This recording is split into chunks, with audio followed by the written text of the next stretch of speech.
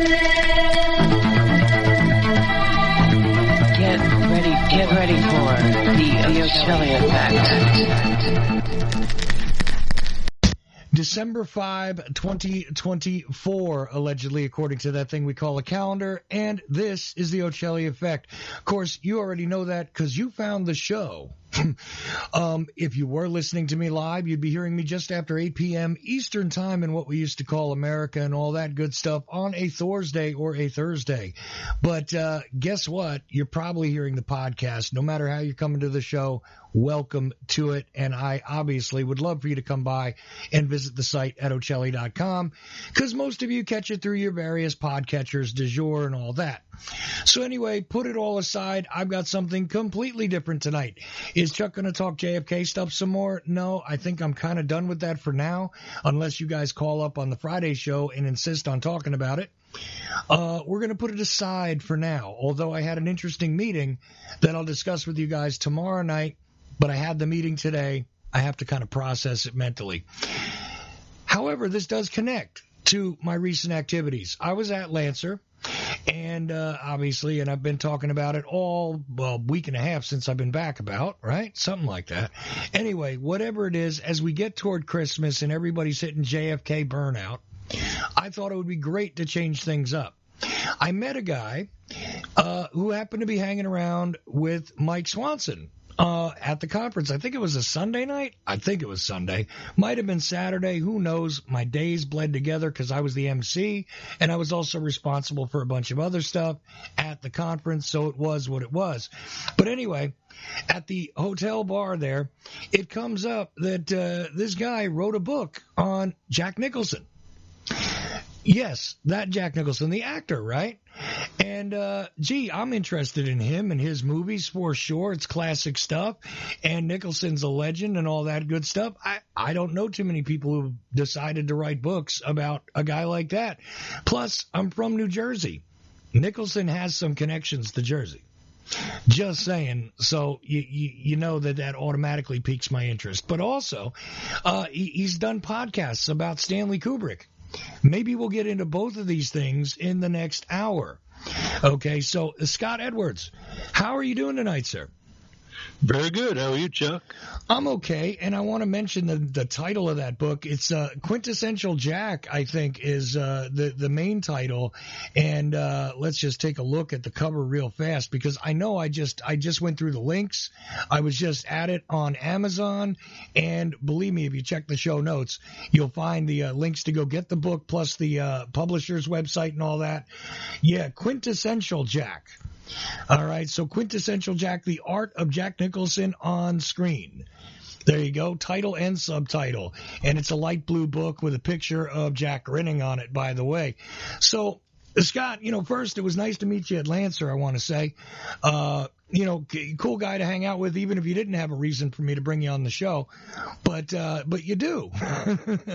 Jack Nicholson, what possessed you? Because I know there's a lot of guys who are named Scott Edwards who have written books, but this looks like your only book. Is that true? That's correct. It took about 10 years of work, and so I was pretty tired when I was done with it, and since then I've been promoting it and doing talks and things like that, so that's the only one. It may be the only one ever. It may not be. We'll see. But I've been a student of film since I was a kid, and then when in college, that was one of the subjects I studied, and since then have been attending film festivals and other events that would get one next to some of the players who worked with Nicholson and other people like Stanley Kubrick. And it just came to me, since I'm a copywriter for advertising agency here in Canton, Ohio, called Innis Majori. That is my career. There's your day job. That's my day job. Right. And then, so I write all the time. Wanted to do something that would be more permanent, and decided to do a book on some aspect of film. And Jack Nicholson was just a subject that came into me. I thought, that's pretty good because he's had a long career. There's enough to cover. He's been working Oh, he had about a 50-year career, about 75 roles. What a lot of people don't know is he also had 6 screenplays that were produced as films, and he directed 3 films. Now those are things that are unknown. I mean, the first thing out of anybody's mouth my whole life with Jack Nicholson pretty much is what? Easy Rider, right? And people start talking about that, but is that where we should begin the discussion or not? That was his big break. He was actually going to quit the business. He had been in the film industry for 10 years, started working with Roger Corman, who does all those cheapy films. But the good thing about it, that those that work on it, is they get the chance to learn how to make films and get some credits, which is really important when you're starting to get into the industry.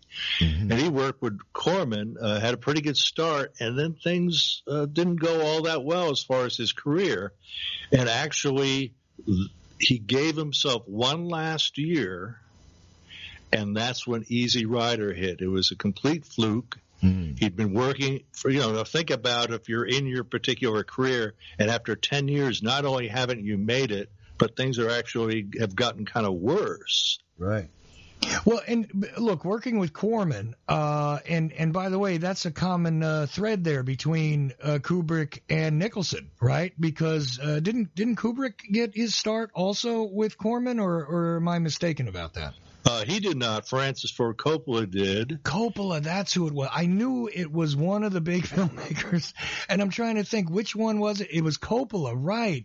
And he would direct films that were done in a couple of days, that were done on a next to nothing budget, and those kind of films are where Nicholson started. That's right. He also was working at the regular studio system. MGM, he started there, working in their cartoon department, delivering cells from one building to another. And so he was working in these Corman films along with people like Bruce Dern. And, there was this group of people who wanted to get a chance, right. Coppola being one. And that's how they were able to get some credits and do some decent work, because even though Roger Corman worked often on a shoestring, and he would have a habit of making 2 films together so that he could use the same suite of actors, the same sets, and economize that way. But it wasn't the case where the films themselves were terrible. They were still good films. They just happened to be low budget. And so really the actors and directors saw that as a tremendous opportunity. Ron Howard was another one who started as a director with Roger, and Jonathan Demme was another. And many actors worked in his system, and they always later on thanked Corman as being essential to their careers. Well, and Corman metastasizes because, even I was listening to some reruns of the Talking Sopranos podcast, right, where, you're talking about a TV show that was actually produced in New Jersey. In case you haven't noticed, I got a little thing for things from New Jersey because that's where I'm from. I even followed Kevin Smith's career quite, carefully for a while there and all that. But the reality is that, Corman metastasizes into everything. It's like a lot of the people that started with him on those very low budget affairs, legends grew from that. There's allegedly one movie was directed and put out all in the space of like a couple of days on a bet, apparently. And yeah, he was well known for sharing the props, the actors, all kinds of stuff, everything but the story itself, shared from film to film in order to economize. And I don't think we've seen, too many. There's a couple of Hollywood legends like this, right? But not too many when we get more close to like now, like not going into that time period where Nicholson's starting, right? Because wasn't it about, bigger productions? I don't think indie films and smaller films like that had even been getting a chance around this time, or am I reading it wrong? Because I'm not a film historian at all. I'm a casual observer. I'm more of a, I know about the media, news media's history. I know a little bit about television history, but when it comes down to films, honestly, a lot of it I just have a vague understanding of. So was it really one of the last sort of econo things to come around before the independent developments and the technology changed, in recent years? In a way, yes. In a way, it was the start of the independent system. Oh, okay. Roger was an independent production company, and his films would often be, say, drive-in movies or the second film on a double feature, that kind of thing. But there's still money in that. And his autobiography was how to make, I forget how many movies it said, and never lose a dime. Right. And that's what he was smart about. But the movies didn't look cheap. They weren't terrible. Like, a lot of independent filmmakers where you say like Ed Wood or something, the movies are actually terrible. Oh, yeah. Well, Ed Wood stuff is so terrible, it's hilarious. I mean, Plan 9 from Outer Space is obviously legendary, but I mean, everything he did was just this, terribly, like, it doesn't matter. Just make it look sort of like what it's supposed to be. I mean, shower curtains and cardboard handles and all kinds of weird stuff. Ed Wood is like a comedy built into every one of his little sci-fi ventures or whatever. Well, there was a cross-dressing thing he did too. But anyway, Ed Wood is an example of somebody doing it cheap and it's cheap. Funny stuff. I mean, I love the story about Bela Lugosi and the last, in quotes, film he appears in, where he's got, some of this loose footage that's pretty much meaningless. And then he folds it together with the dentist, right? Yeah. I mean, those kind of things. I mean, of course, I learned about that, I think in the 90s. But it was an amazing cult thing to get a hold of a copy of Plan 9 from Outer Space in the VHS days. But you bring up drive-ins. And I think, look, I was born in 1972. So I'm pretty sure my generation got the last legs of the drive-in movie theater experience. Like, we got to see it go away. We got to see the very last gasps from that sort of thing. But I love that. And you couldn't project crap like Ed Wood on a giant screen like that with a playground in front of it and get away with it. I don't think people would stand for it. When I was a kid in the 70s and the early 80s, I don't think people would have stood for it, especially because, at a certain point we got Star Wars on a giant drive-in screen. How are you going to put Plan 9 from Outer Space, alongside of Star Wars? Or something else that has such a thematic and cinematic effect like The Godfather, which has that unique look. Like, if you tune into The Godfather right now on a cable channel or on a streaming service, you can almost recognize it immediately because of the cinematic style that Coppola used, because of the cinematography, the way the film looks, the way it's kind of dated, even though it was being shot brand new. He gave an aged look to the film at certain times and everything else.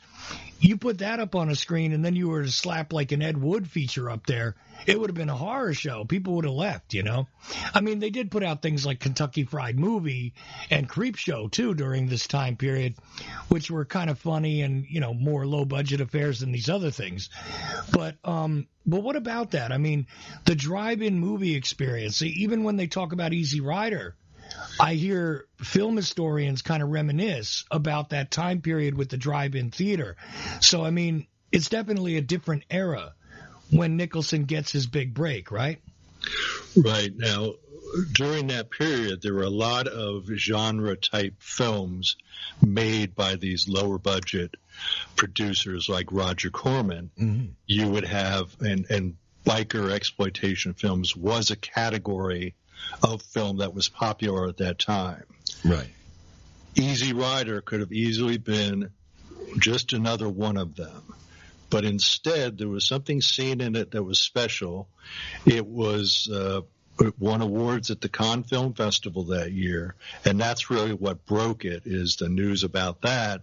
And Dennis Hopper also being pulled out as being the first director at con. So it really fell into that bike exploitation category, but somehow broke out. There was something special about it, and it was probably just as much chance as anything else, because there were other good biker movies at the time, and some of them had some notable names in it, like The Wild Angels with Peter Fonda and Nancy Sinatra. So they were not just crappily put together things. Right. They were lower budget, certainly. You remember the was it Billy Jack? Remember that series? Mm-hmm. Mm-hmm. So you had, they were popular, and when you had drive-in and double features, you had to fill those features. And these were good production values. The thing about Roger Corman that was in contrast to some of the other cheaper ones is they didn't look cheap, but he had enough, he was smart enough, and he was really well educated in economics, and he would find a way to get something that had been used in another film and was about to be torn down and use it right before that. So when you see those Edgar Allan Poe films that he had a tendency to make back then with Vincent Price, he'd do two, and other films with Boris Karloff, he would do two films back to back on that same set and be able to burn the thing down in order to have this really insane kind of ending. But they were going to tear it down anyway, so he might as well burn it down and make it look like it's a big part of the film. Well, there you go. And you're talking about like the Black Cat and the Fall of the House of Usher, right? I mean, the ones that are named after, some of the most best-known Edgar Allan Poe titles that they turned into these weird kind of movies. Right, and Nicholson was in one of those called The Raven, which really didn't have much to do with the story itself.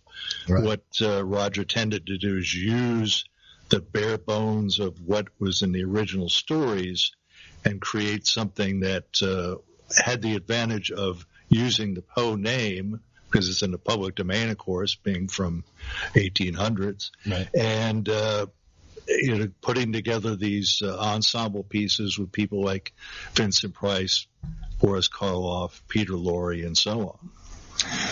Right, and I mean, let's see now. Around this same time period, even that weird compilation movie Black Sabbath, which the band wound up naming itself after, came out, and it sort of looked like one of those films as well.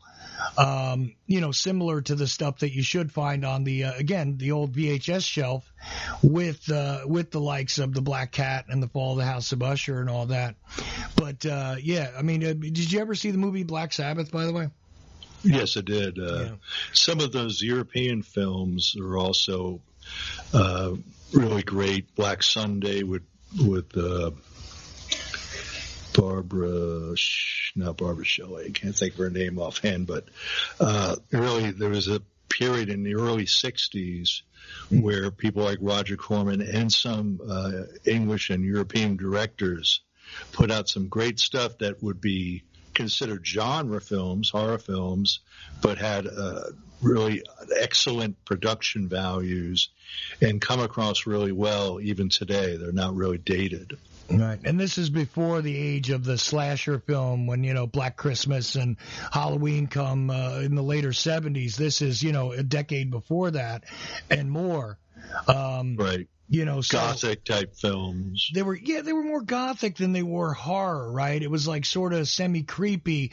Again, more like Edgar Allan Poe's writing, indeed, even if it didn't follow the story, as opposed to say, what Clive Barker winds up doing in the 80s, His horror stuff was much more messy, much more graphic.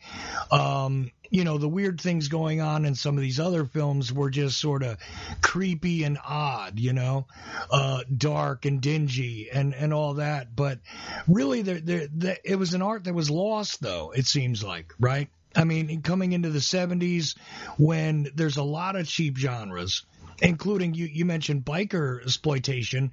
Well, what about black exploitation films, right? Those things were also made on a fairly cheap budget, and they pumped out a bunch of those as well.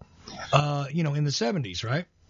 Right, correct. That was a big genre during that period of time, and then it came back when Quentin Tarantino did the film with Pam Grier, and based on the Foxy Brown character and that kind of thing. Right. Called Jackie Brown. Jackie Brown. But he was introducing those elements constantly back into, along with, I'm going to make you laugh here, along with his constant need to show you his foot fetish.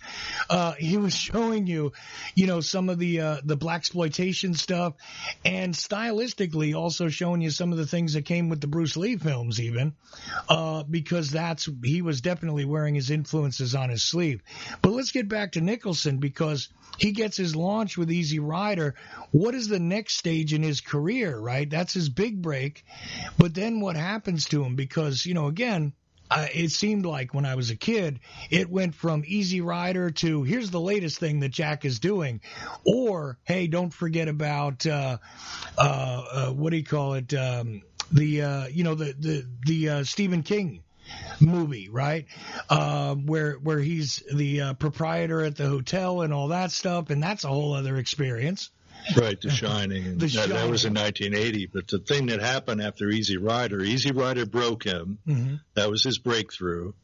And then he became a star in his following movie, which was 5 Easy Pieces. Right. Made in 1970. And that was part of an ongoing collaboration with the director called Bob Rafelson, who got his start creating the series The Monkees. And actually Monkey Money financed Easy Rider. That was the production company to put Easy Rider together. And then they went on to do 5 Easy Pieces, where Nicholson played opposite Karen Black. And she was also nominated for Academy Award, as was Jack, for 5 Easy Pieces. That made him a star, that film. At the time, the Academy Awards was a big deal, and leading up to it, the famous scene, the diner scene, mm-hmm. where he's trying to order something off the menu, and the waitress is not allowing him to do so, and at the end of it, he clears all the stuff off the table. That scene was on every newscast leading up to the Academy Awards. If you never saw the movie, you would have seen that scene 50 times in that couple weeks leading up to the Oscars. Mm. And that was that film. And after that, he was in demand and just kept having hit after hit. Although no matter what period of his career after that, he still made films that probably a lot of people never heard of nor saw, but are definitely worth viewing. And that was part of the impetus for me to do this book. It's set up in a way that each chapter is organized by, say, a type of genre or a type of character. Mm. And you could read that chapter and then look at the 3 to 6 films that are discussed in that chapter, and you could just be doing it by random. And there is a chapter, for instance, about what we were just discussing, the Roger Corman years, called The School of Roger. And there's another chapter called Hippies and Hogs and Horses. That's all the Westerns and the biker movies and that kind of thing. There's one devoted to rom-coms later in his career. That's what he was doing. And so that's the way the book works. It's organized in a fashion that the reader could use it as a viewing guide. Pick a chapter that's about a character that you happen to like. You like Westerns? Okay, read that chapter. It doesn't matter what order you do it after you get out of the introductory chapter, and let's just look at those films. But I would say to anybody, you think, I'm not going to say you think, Jack, you know where I'm going to go with that, but you don't. A lot of films out there that are really worth seeing, you've never even heard of, even toward the end of his career. Mm. Well, like I said, a lot of people point to these seminal kind of, big hits or cult hits one way or another. Like they might mention Chinatown or, different stuff like this. But I'm just taking a look myself as I'm speaking to you, at some of his filmography, right? He did a couple of these biker films, it looks like to me, outside of Easy Rider, before Easy Rider. Right. Right. One was called Hell's Angels on Wheels. Right. Used the actual Oakland Hell's Angels motorcycle club who was probably the most famous of the Hell's Angels at the time was Sonny Barger, who was my first interview subject for the book. And Nicholson was just another, to him, I thought he was another biker. He knew what he was doing. Right. I mean, and then you end up with, like, say, Chinatown and even a weird appearance in the movie Tommy. Right? Yeah, go ahead and tell people about that. He actually was replacing Oliver Reed, the English actor who it turned out couldn't sing. So Tommy was a musical, of course, based on the Who's album. And they had the Who in it along with some other professional singers, Tina Turner, Elton John, and others, but actors were also singing. And Oliver couldn't cut it, replaced by Nicholson, and the director, Ken Russell, was thinking, this guy, he's not a singer either. But it turned out he was able to avail himself very well and do a good job on the vocals and surprise Ken Russell and others. Right. Now, way after the breaking out moment and everything else, I mean, literally 2 decades later, he hits a patch of films that are extremely memorable for me. Again, I told you I'm a Gen Xer, right?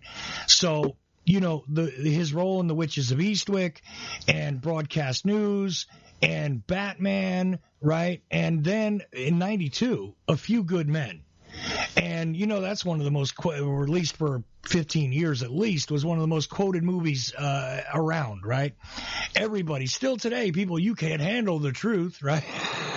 So, and I spoke to a few people who worked on that film, and I heard the same story a couple of times, so I'm definitely going to believe it. And Kiefer Sutherland was one, and Wowie was another, and the story was that when they were doing the table read, which you've seen depicted in TV shows and stuff, all the actors get together, it's called that because they're reading around a table, and they usually kind of take it a little easy, even though they're learning their role and they're doing it as if they're shooting the scene. Right.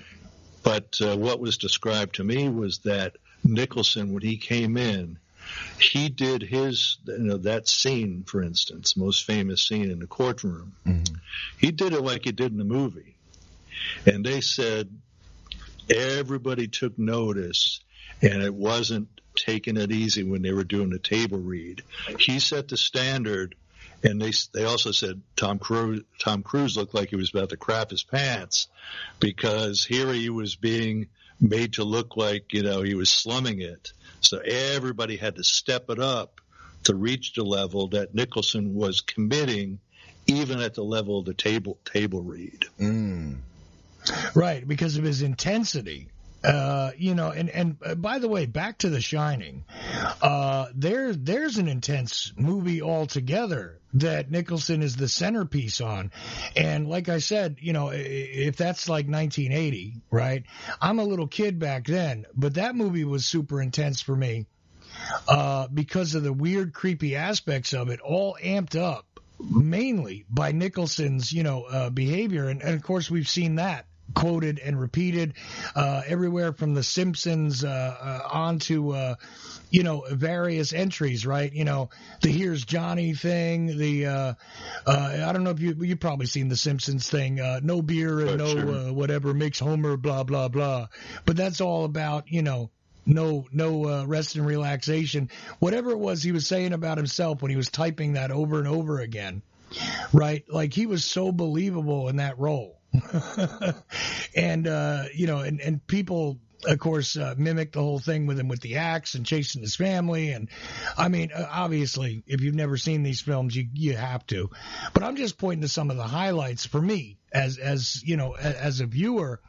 How does a guy like this actually have these like small explosions? It seems like, because throughout this very long career, he's either getting massive critical acclaim or big box office, or he's part of a big box office thing. I mean, he's the Joker in Batman, and nobody can say that he didn't play a unique Joker. You know, I do prefer what happened later, that's for sure. But for a guy trying to bend the comic book into reality, and I thought it was weird when they selected Jack Nicholson, but you know, he pulled that off in a uniquely Nicholson way. I mean, I don't even know what to say about the man's range, right? Everywhere from being a psycho to being, well, another kind of psycho, right? To, you know, being an easygoing character. Matter of fact, I think there was even a movie I once saw where he was kind of a mob boss. But anyway, it goes all over the map. The guy's diverse and consistently huge, long career. I mean, is that really what made you say, I got to lay out this book and give people a real roadmap from beginning to end with his career?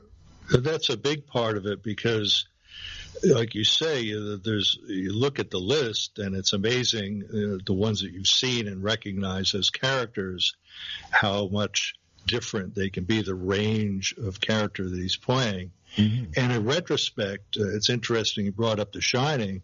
When The Shining came out, it was a hit with audiences, mm-hmm. but it was lambasted by critics, and most people definitely jumped on Nicholson's performance as being over the top and totally ridiculous. Mm-hmm.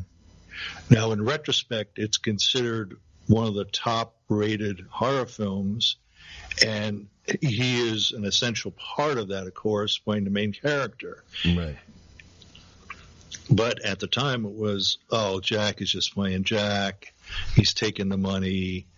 And really, that was the key to the role, is how he pushed himself to be that guy who was really becoming unhinged. And I don't know. I mean, how could you not be, you say over the top? Well, what's over the top when somebody's lost their mind? Well, see, that's the thing. I believed he was a guy who lost his mind. As a kid, I'm looking at him thinking to myself, this isn't, overacting or anything. I got sucked into it. I mean, the atmosphere of the movie did that too, but Nicholson as the character, I mean, a lot of people point to Shelley Winter and how she was reacting, and people have said that, people were making her nuts off camera so that she reacted that way and everything else. I don't think Nicholson needed all that, although probably he was being prodded along too during that filming. But nonetheless, I mean, incredible range. And I just now remembered where he's a mob boss. It's in a movie called The Departed. Right. Totally different kind of character. Again, I don't remember how successful The Departed was exactly, but I think it was fairly successful with critics. Not necessarily that he was the main character, but he was a consistent character throughout the movie, right? Right, and actually the character is based on Whitey Bulger, who was that guy who disappeared, who was a mobster in Boston, and he disappeared for, 25 years, something like that. Yeah, the Irish gangster that they based the movie Black Mass on. Yeah, go ahead. And he was finally found, I think it's San Diego or something like that. And one of the funny things is he was seen going to see The Departed, and somebody says, hey, isn't that guy who's been missing for 25 years? Well, the other funny part about that, of course, is that, when all the stuff came out, the guy was like cooperating, but he was cooperating to basically eliminate his criminal enemies. Right. And Boston-based Irish gangster, or I should say New England-based gangster, Irish, though. fascinating. And what is it? Johnny Depp is in both of those, right? Isn't he in? No, he was in that other film that was more obviously about Whitey Bulger by name. Yeah, that's it. Right. The Departed was Wahlberg and Wahlberg and the other. But the thing was that thing read as a dark comedy to me. I don't know what you thought of it, and I don't know how they classified it, film wise. But to me, it almost seemed like a dark comedy. And Nicholson's a big part of that. I find a lot of what he's doing in that movie to be, darkly comedic, right? That was his contribution to that, and I don't think that even the director knew that was going to happen. There was a scene where he pulls a gun in the diner, and that was not in the script. He decided that the day earlier it wasn't intense enough, and he wasn't getting the reaction from, I think it was DiCaprio in the scene. Right. And so he just pulls his gun out, and everybody's looking at each other like, whoa, this is a whole other level. And that's the kind of thing that he would do. And he considers himself a method actor, and his costume and knowledge about the era of the movie, where it is, what was happening at that time, what the characters were like, if they were real people, what they were like, what they sounded like, what they dressed like. And one of the things that I heard from all the people that I interviewed who had worked with him is his commitment to research and finding out as much as possible and then going for it. That he never pulls any punches. He'll go in and do whatever it takes to make that scene special or to make that character memorable. Right. And that combination of the hard work in preparation and the intensity in giving the performance has been very successful for him. I mean, that diversity of kind of roles that you talk about when you say, well, here's a pretty good year for you, for instance. How about in 1 year I do Chinatown and I do a One Flew Over the Cuckoo's Nest. That's a pretty good year. See, I didn't even mention One Flew Over the Cuckoo's Nest, but I was about to go there and start jumping around because there's another one of these movies that I'm not so certain how big of a box office thing it was, but it became like a huge standard, right? It was one of those movies that it's like they started marking other movies by it. And he's had various time periods where I know the critics loved him. Then he had other time periods where they didn't love him so much, but he consistently performs one way or another, which I find interesting. I mean, if you look at the string from 81 to 85, right? I remember very carefully. Now, maybe they weren't into The Postman Always Rings Twice, but Reds was a big thing with the critics. And Terms of Endearment was huge with the critics. And I enjoyed Prizzi's Honor. Now, I don't know, maybe that wasn't as big with the critics, but it seems to me as though he's got a time period where there's almost a off-again and on-again romance with film critics, right? Where sometimes he's great and other times he's, ridiculous. But you let it sit for a little while, and the critics are proven wrong on the ridiculous angle every time. I mean, even going back to The Shining. Nowadays, nobody would argue with you that Nicholson did anything wrong, right, in that movie? Except for Stephen King. Well, Stephen King doesn't like it, right? Right. He didn't like it, and he was against Nicholson. And the longer from the production of the movie, the more he would make a big deal out of it. And I think a lot of it's for show. And as the saying is, he takes the money. It probably has made him more money than any single thing that he's done is that particular film. They did a terrible TV movie that King was involved in because he always had, I didn't like the way it was. I didn't like Nicholson, so he did his own version, and it was horrible. It was just unwatchable. It's humorous in spots. Right. So Stephen King probably should stick to the writing part and not being the film critic part. Yeah, absolutely. And I'll tell you something else. I don't take anything Stephen King takes seriously after he did 11/22/63. So that is a ridiculous. I skipped that one. Oh, my goodness. Well, good on you. I mean, unless you want to watch something about time travel. And if you want to watch time travel and the JFK assassination, I suggest you go and look at the 80s or whatever rebooted Twilight Zone they did on it, because that is more entertaining than Stephen King's movie and won't take up as much of your day. Because they made a little series out of that, I think for Hulu or whatever, but it was almost unwatchable to me. And by the way, the book is almost unreadable, and it's not because they're just blaming Oswald. It's just a pointless waste of time. So there's my criticism for the day. But and he's still active, it looks like to me.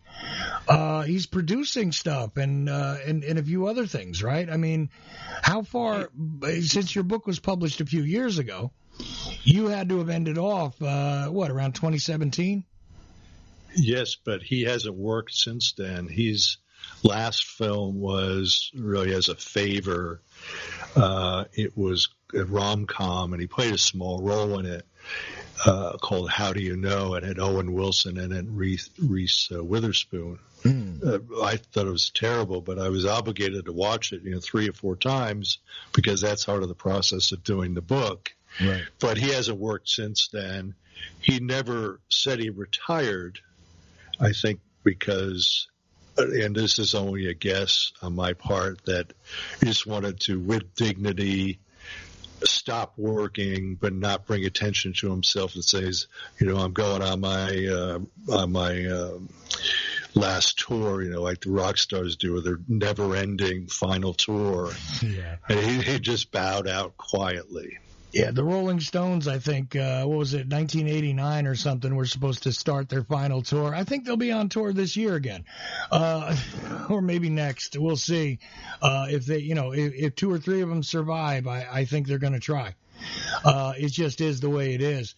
But what's fascinating is there's something called Blue Champagne coming up. I don't know if you know anything about that. It says that he's the producer for it. And I mean, I know zero about it.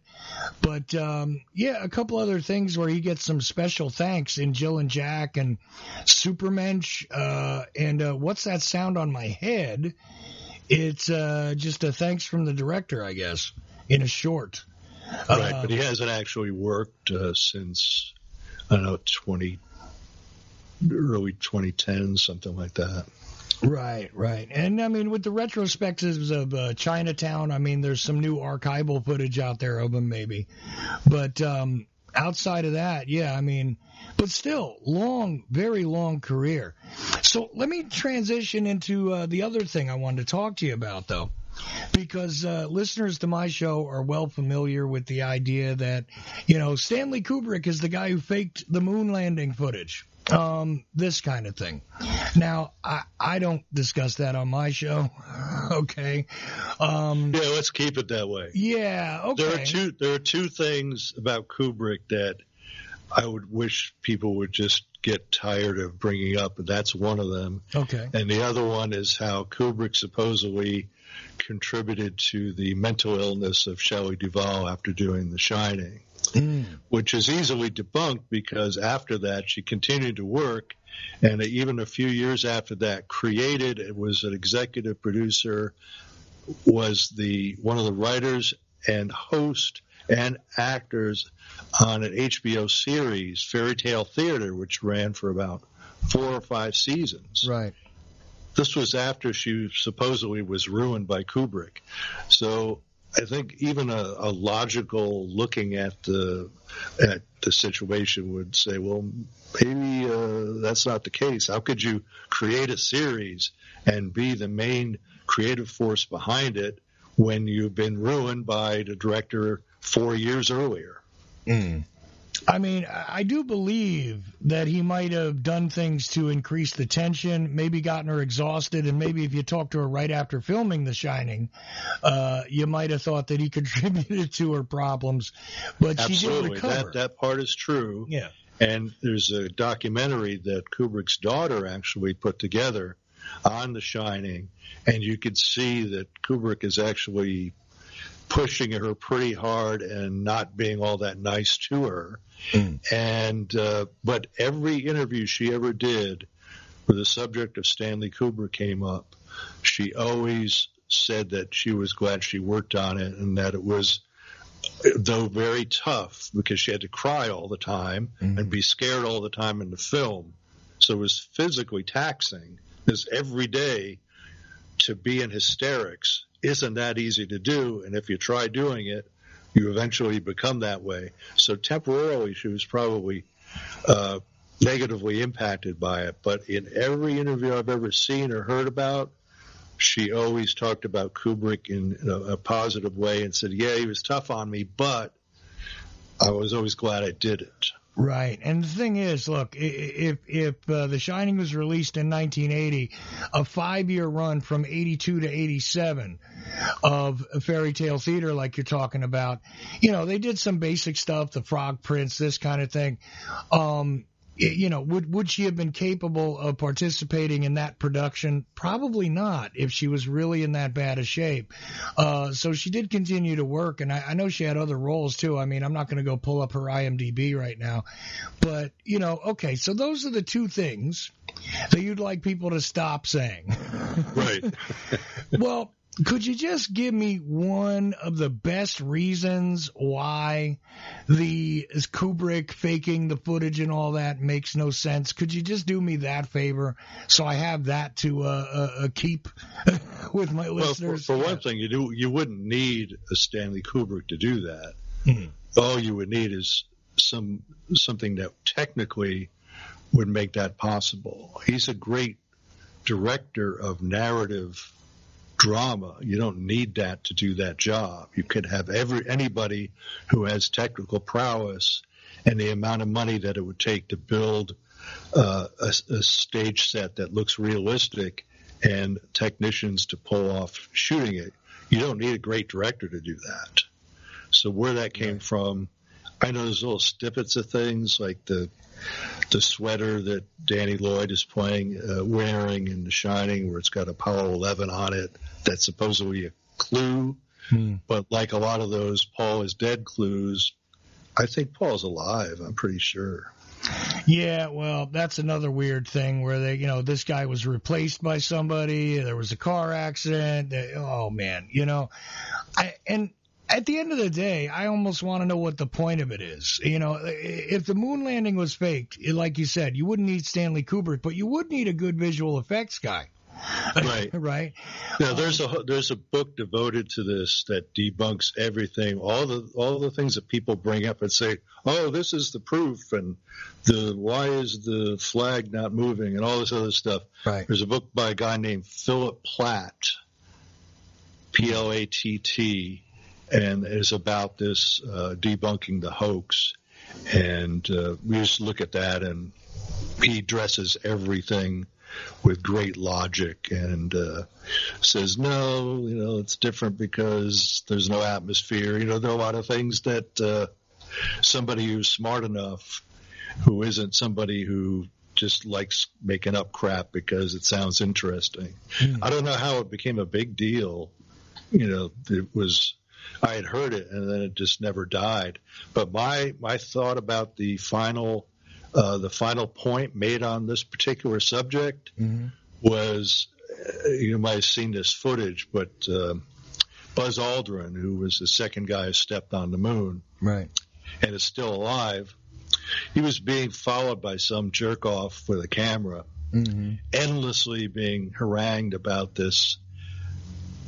Prove that you're on the moon.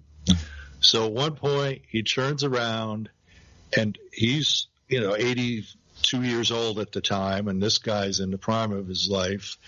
He's taller than Buzz Aldrin. Buzz Aldrin turns around, slugs the guy, knocks him out, and walks away.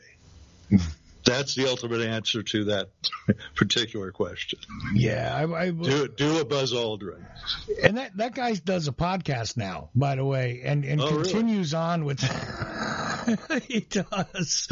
And it just, people ask me about, what about this? Oh my God.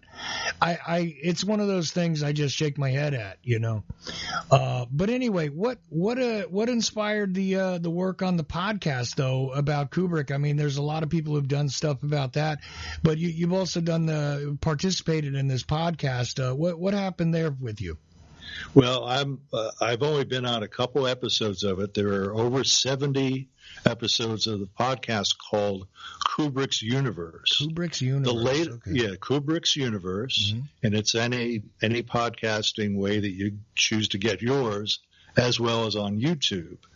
The latest edition was a chat with Shelley Duvall that they put together.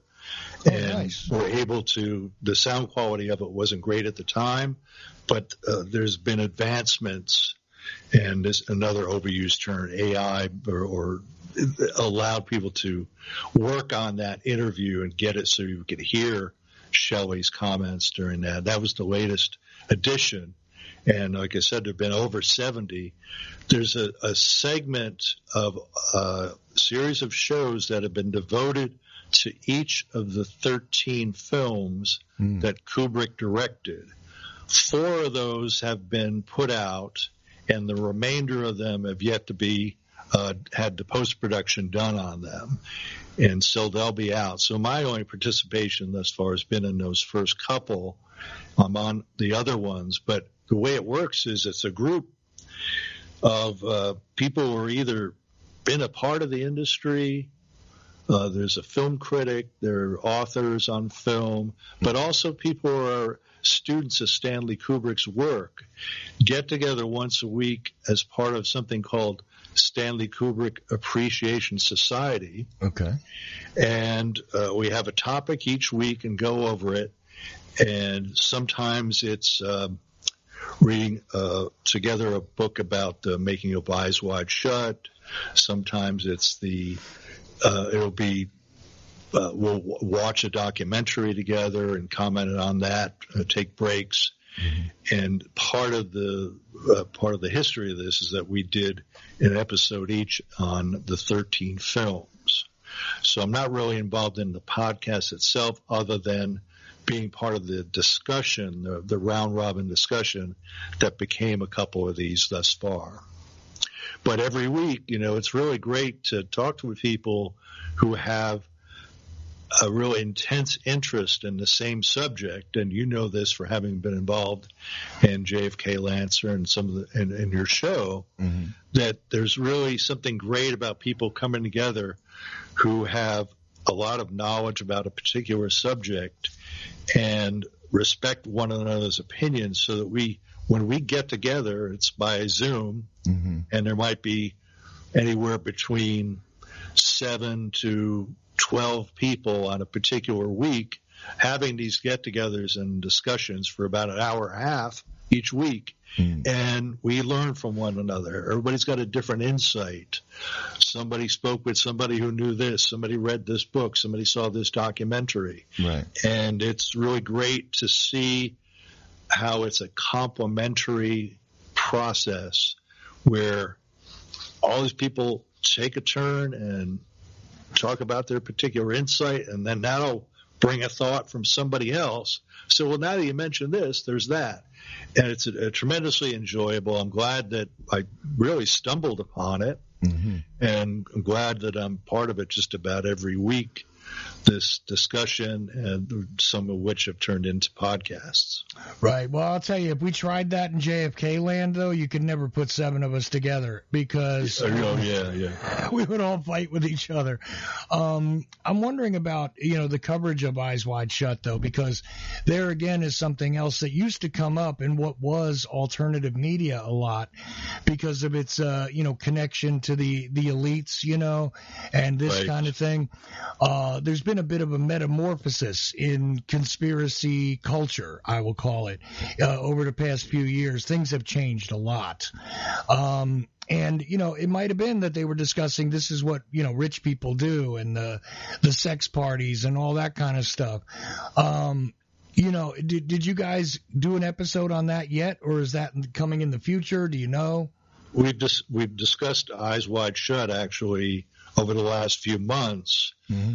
Pardon me, and we're doing a group watch where we take a couple scenes and then discuss the scenes. I mean, it is a Christmas movie after all, so it's that time of year to really enjoy Eyes Wide Shut as part of your family viewing.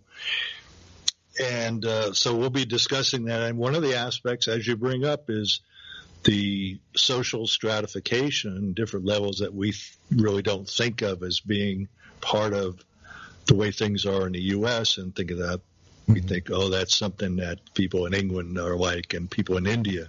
But we do have that. And in the film, the doctor, he lives in the Upper West Side of Central Park. So he obviously has a lot of money. Oh, yeah, you have to live there. I mean, I lived in New York City, but I lived on the Lower East Side and was lucky to have landed there. But the Upper West Side, forget it. You're talking about a whole lot of cash to own something over there or to even rent it. Yeah, go ahead. And even though that's the case, he's the doctor of people who are at a higher level than he is, represented by the Sidney Pollack character. So who is, I think, a venture capitalist or something like that. So Tom Cruise is at a high level compared to you and I. Right. But the Pollack character is higher level social stratification than Cruise is. And then the people at the party, one of whom is the Sidney Pollack character, are those at yet another high level, which is the people who run everything. Right. So that's what you're talking about, where people are thinking about, say, the Illuminati and that sort of thing. And that's certainly a valid interpretation of what's going on there, because in the scene in the pool room where Sidney Pollack is warning the Tom Cruise character, you don't know what you're up against. If you knew who these people were, you wouldn't be able to sleep well at night. And that's his way of saying, these are presidents and prime ministers and people who run corporations and so on. And those are the people who are there. Right. And that's what they do. And as you see in the movie, some people get killed and then they're forgotten. Well, you can get away with that sort of thing if you're at that level. Well, see, there you go. There is the privilege that you get at different levels of the strata, right? And that's an interesting thing. Was that Kubrick's intent with this, to really give people a metaphorical glance at it, or do you think he was going for a literal glance? I mean, what are your thoughts on it? I think that that's definitely part of one of the subtexts of the film, and it's not the first time he's taken on that kind of subject. Has of Glory, for instance, which happens to be my favorite of the Kubrick films, had that as an essential feature, which was, if you've ever seen the films, it takes place during World War I in France, and you have the generals all living in this opulent setup in this palace, and then you cut to the scenes of the people who are really doing the work in the foxholes, and they're living in a literal sense in mud, whereas these people are living in these palaces. And there's this real contrast between how clean and big, and it's all marble, and they have the best food, and everything looks like like a wonderland, basically. And then the people who are fighting the war are living terribly, and they're just being sacrificed day after day, worthlessly. Well, I think there was a lot of nuances and statements in a film that some people often ignore, which I feel like it's two films in one, which is Full Metal Jacket. I wonder if you have any views on that, because to me that is my favorite Kubrick film, by the way, because it speaks to a lot of the things that I believe are relevant and have carried through well beyond the period that he's representing there, which is obviously the Vietnam War and all that. And I feel a personal connection to some of the stuff going on in that film, but he's got various statements going on there. in my mind. What do you have any thoughts on Full Metal Jacket? Yeah, that's an interesting film. I don't know if you've seen any of the analysis films done by a guy named Rob Ager. He's done a lot of Kubrick and other work, and a lot of them are free on YouTube to see, but he also sells them on a site. And he does a good deal of analysis on Full Metal Jacket, and the two film part, one of the theories is that the Pyle character, the guy who offs himself in the bathroom, that he becomes or is represented by the animal mother character in the second half, the guy played by Adam Baldwin. Right. And that character represents what Pyle could have become if he continued to commit himself, because he was becoming a better soldier. He was catching on. Right. But by that time, he had been ruined. And so part of the theory is that he's really almost like a reincarnation of the Pyle character in the second half. Okay. But there are a lot of interesting things going on in that film. Yeah. And people sometimes take the second half and go, oh, it's not that hot. But really, when you really think about what's going on there and what's happening to these characters you become attached to in the first half, it is harrowing and quite interesting. I'm not sure why people write it off so frequently. Yeah, I mean, I don't know how they could write off the second half, considering we got to follow the Joker character from boot camp into, a position where he's running around, being a journalist, but then he winds up doing that whole thing where he executes the sniper, who is this, lone little girl. The way I interpret it there, who's just, hiding among the ruins of a place that once was probably populated and everything else. I mean, there is a lot of statements going on there. When he, turns around and she's saying, shoot me, and he does it, right? There's a lot happening in that film. I don't see how you can disconnect the two, but it does feel like two films in one, nonetheless. Right, and I think that's intentional to have it be a different flavor. But people always say, or very often say, hey, I really love the first half and the second half not so much. But I think you have to have that other half in order for the first half to work. You have to see where they go. You've seen all this training. You see what it does to them. Well, how do they handle the situations they're in later? You have to get that part of the story. Right. And this idea of looking at things in an alternative way, like you talk about, is doing this process when we're doing analysis of the films in the Stanley Kubrick Appreciation Society. When we did the particular podcast that's not released yet on Full Metal Jacket, before we recorded that week, I had seen, and this was just totally out of nowhere, and it made me think about the film differently in a very strange way than I had just all of a sudden. Somebody posted an article on social media about the use of music by Kubrick. Okay. And you remember the end of Dr. Strangelove, this ironic ending where we're having all the blasts going off, and we hear the song We'll Meet Again by Vera Lynn. Right. At the end of Full Metal Jacket, the song being used is the theme of the original Mickey Mouse Club. And what we're seeing when that happens is we're seeing the platoon return during the evening. Everything's on fire, and it's a very interesting and eerie effect. Well, in this article, there happened to be a still photo from that scene.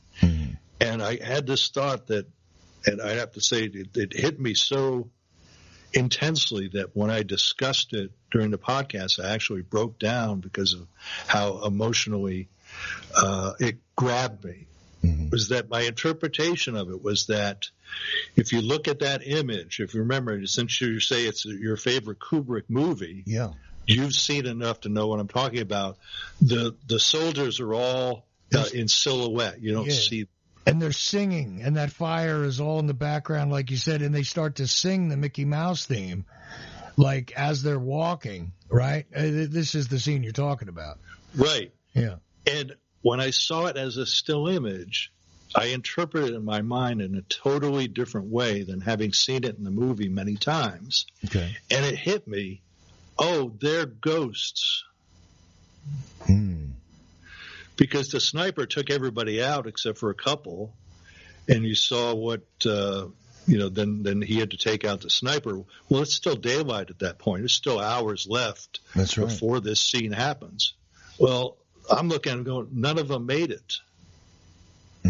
They're ghosts, and they return to their most idealized state of their young lives, which was when they were little kids, rushing home to watch the Mickey Mouse Club. So that's the afterlife. That is a heavy thought that I never, ever had before. So I'm not saying that there was any intention on Kubrick's part to do this. This is merely something that came into my head as a way of viewing it. But when you look at it and think of it in those terms, it actually makes a eerie kind of sense, which is what he's saying is none of them made it. They all were killed, and they're ghosts now. And he did that, The Shining was a ghost story at its ultimate. Right. And that's why you're seeing them the way they are, where you're not seeing them as people. Or perhaps they're traveling, among the fire because they're going to a greater fire. It's all over, and now it's time to, might as well sing Mickey Mouse on your way to hell. I mean, that is the only thing I remember having that thought at one point, like with the fires all around. But then I thought maybe it was a statement about the devastation.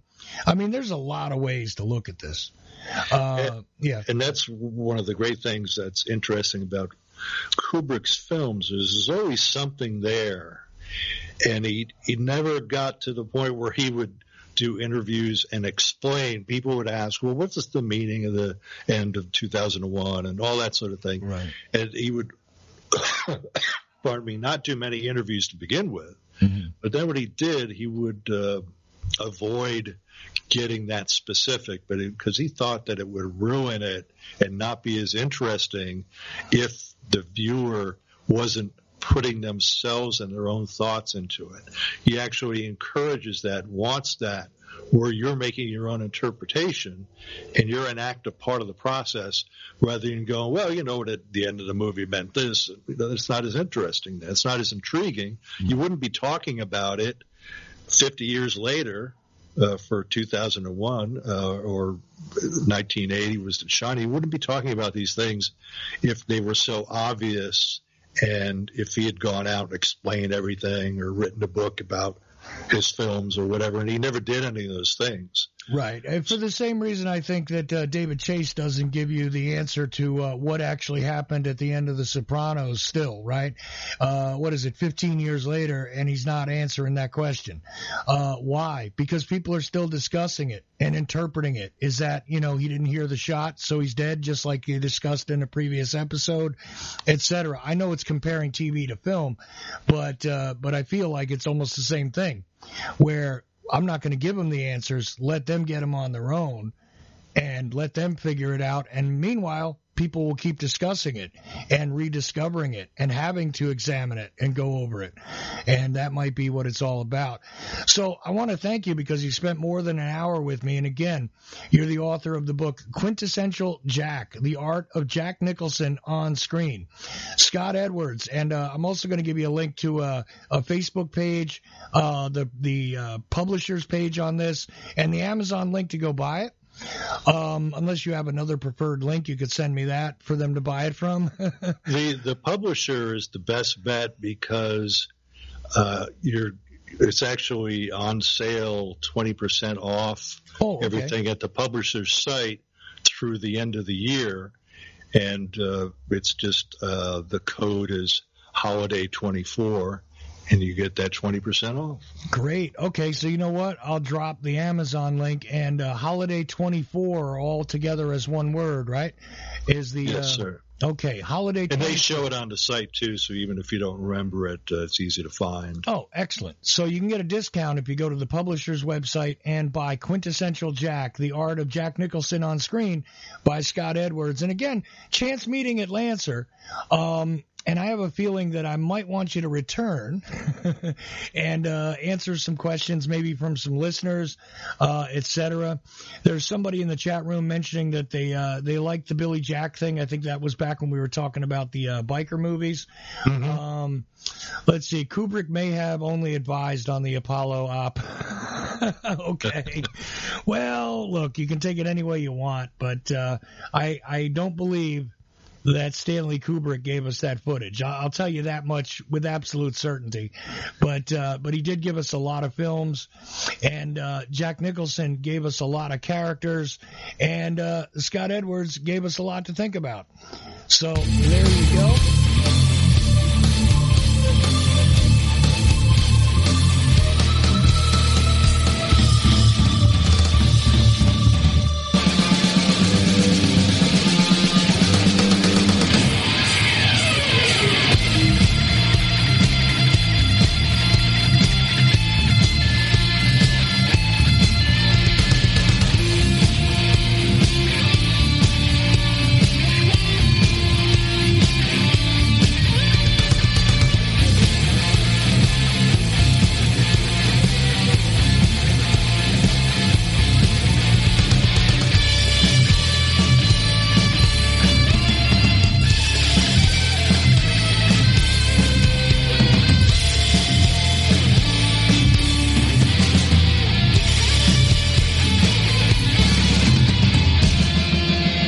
Revelation through conversation. The views expressed by callers, co-hosts, or anyone else who happens to get on the air at Ochelli.com do not necessarily reflect the views of Ochelli.com or Chuck Ochelli, and we are not responsible for any stupidity which might ensue. Thank you. Revelation through conversation. Go ahead, caller. Yeah, I'm interested in the truth about the JFK assassination. Right. Well, what do you want to know? Judy Baker's wild claim, Oswald girlfriend, she knew Ruby and Barry, cancer weapons. Really? I imagine I could claim I have 4 wheels. It doesn't make me a wagon, but okay. Oswald was on the kill team and trying to prevent the murder of John Kennedy. Come on now. Has a real expert on the JFK assassination looked into her claims? Go to Amazon.com, enter Judith Baker in her own words. You'll get results for a digital copy of a book where Walt Brown utilizes her own words and the known evidence in the case to get at, well, a different perspective, let's say. You can get Judith Barry Baker in her own words from the author himself, signed if you request it by contacting Dr. Brown at KIASJFK@AOL.com. It's a fun book, and it actually dissects the many, many fantastic claims. Judith Barry Baker in her own words. Thank you for all the great information. Ochelli.com. Yo, this is Doug Campbell, host of the Dallas Action Podcast presented by Wall Street Window. And you are listening to the Ochelli Effect. Revelation through conversation. In Denial, Secret Wars with Airstrikes and Tanks by Larry Hancock. Secret wars became a staple of U.S. covert operations and are still happening today. Larry Hancock's book, In Denial, rips the cover off many of them. Using new files, it exposes things about the Bay of Pigs that no one has ever written about before. It shows why it really failed and why the United States did not learn from it.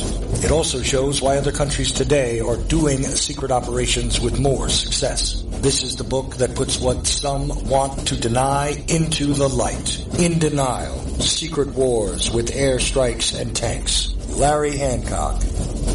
For more information, go to larry-hancock.com. Pick up your copy of In Denial at Amazon.com in digital or physical form. Do you like history? Real history that you were never taught in schools? Why? The Vietnam War, nuclear bombs and nation building in Southeast Asia by author Mike Swanson with new documentation never seen before that'll open your eyes to events that led up to this. Why? The Vietnam War, nuclear bombs and nation building in Southeast Asia, 1945 through 1961. Get your copy today at Amazon.com. Why? The Vietnam War by author Mike Swanson. The War State by Michael Swanson explains the great national transformation that took place and put the Kennedy presidency in the context of the times and reveals never before published information about the Cuban Missile Crisis.